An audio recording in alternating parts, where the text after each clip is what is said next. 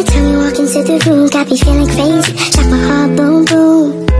Any other boy would stare, but me I look away, cause you're making me scared. Trying not to breathe, 1, 2, 3. Assalamualaikum warahmatullahi wabarakatuh. Halo guys. Perkenalkan, nama saya Adinda Zati Konita, yang berarti adik perempuan yang penuh kasih sayang, memiliki kehormatan, dan taat kepada Allah, mencerminkan pribadi yang lembut, bermartabat, dan religius. Saya berasal dari Sumatera Barat, dan hobi saya adalah traveling. Saya memilih jurusan ilmu komunikasi karena membuka banyak peluang karir, seperti jurnalis, humas, penyiar, konten kreator, atau konsultan komunikasi, sehingga memberikan banyak pilihan setelah lulus. Dalam pengalaman saya pernah mengajar sebagai ustazah di pondok pesantren dan aktif dalam organisasi OPPM sebagai fotografer. Tujuan mengikuti mata kuliah Public Relation adalah untuk memahami dan menguasai cara membangun, mengelola, dan mempertahankan citra positif suatu organisasi, individu, atau merek di mata publik. Dengan harapan proses belajar tidak hanya fokus pada teori, tetapi juga relevan dengan situasi dunia nyata agar ilmunya dapat langsung diterapkan, sehingga dapat menyelesaikan kuliah tepat waktu dengan nilai memuaskan serta menguasai keterampilan relevan seperti komunikasi efektif, manajemen proyek, dan kemampuan teknis lainnya sebagai bekal untuk berkarir sebagai praktis PR seperti humas, brand manager, atau konsultan komunikasi.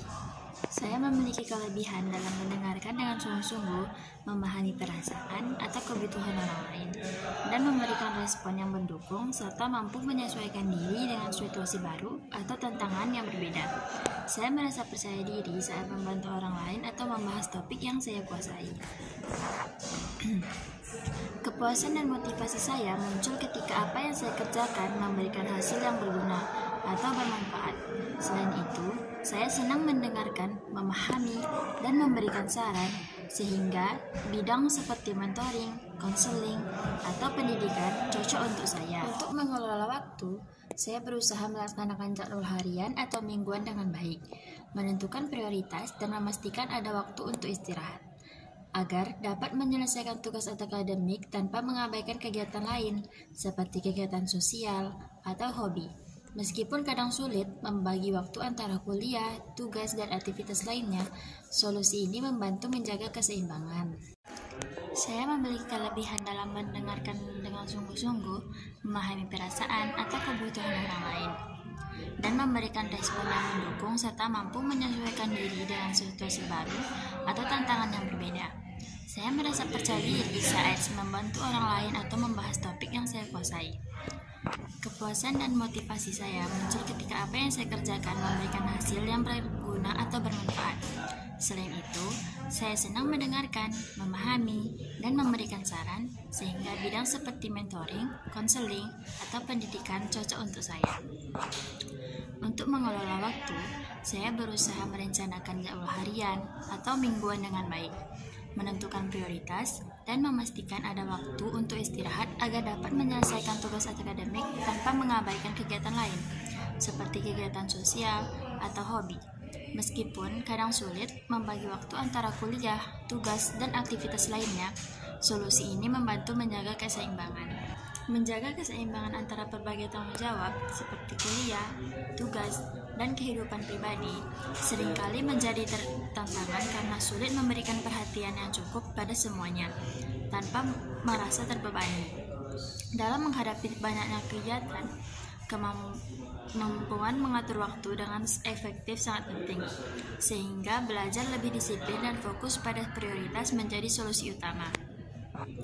Untuk itu, membuat jadwal yang lebih terstruktur dan realitas dapat membantu mengelola waktu dengan baik.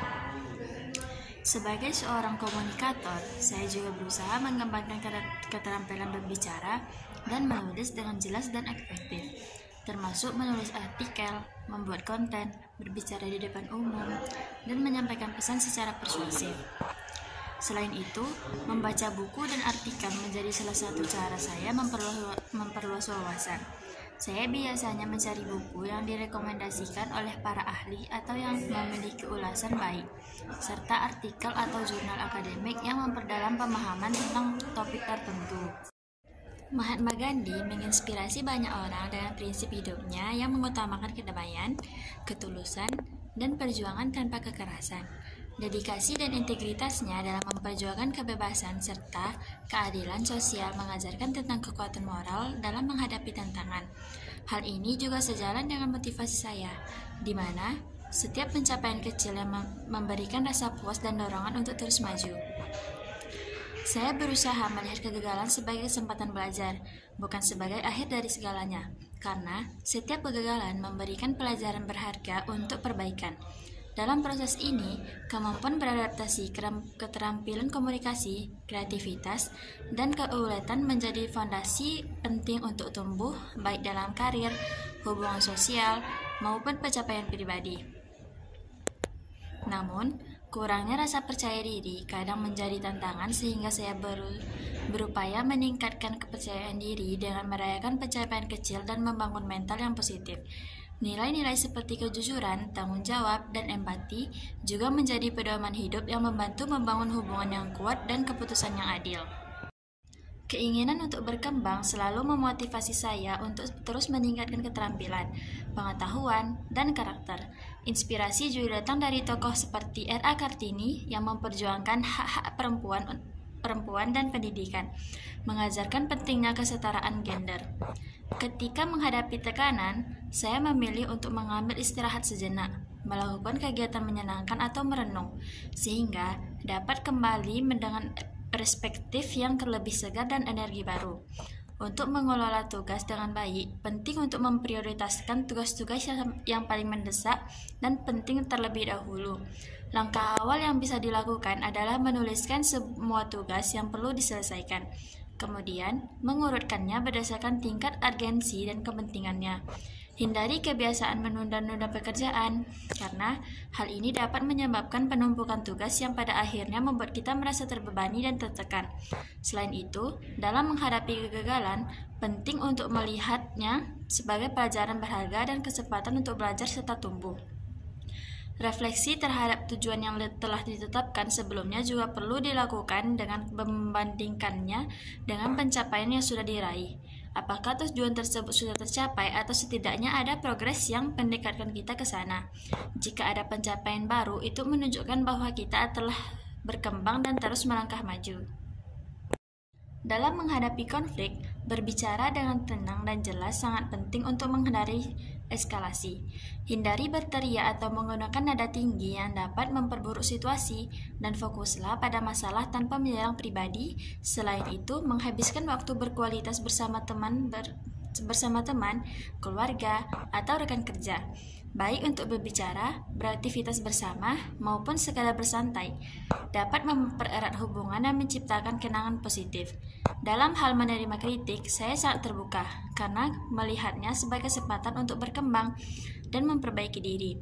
Kritik yang konstruktif memberikan wawasan berharga tentang kekuatan dan kelemahan saya, sehingga membantu saya menjadi lebih baik di masa depan. Ketika menerima kritik, saya berusaha untuk tidak merasa tersinggung atau bersikap defensif. Magang atau pengalaman kerja dapat menjadi peluang besar untuk mengembangkan keterampilan praktis dan memperluas jaringan profesional. Jika ada kesempatan untuk magang atau mendapatkan pengalaman kerja, memanfaatkan kesempatan tersebut untuk belajar dan berkembang. Selain itu, mencari dan memilih peluang yang sesuai dengan tujuan hidup memerlukan refleksi diri yang mendalam serta memahami tentang apa yang benar-benar penting bagi kita. Dengan mengenali nilai-nilai dan tujuan hidup, kita bisa lebih bijak dalam memilih kesempatan yang akan membawa kita lebih dekat pada pencapaian tersebut.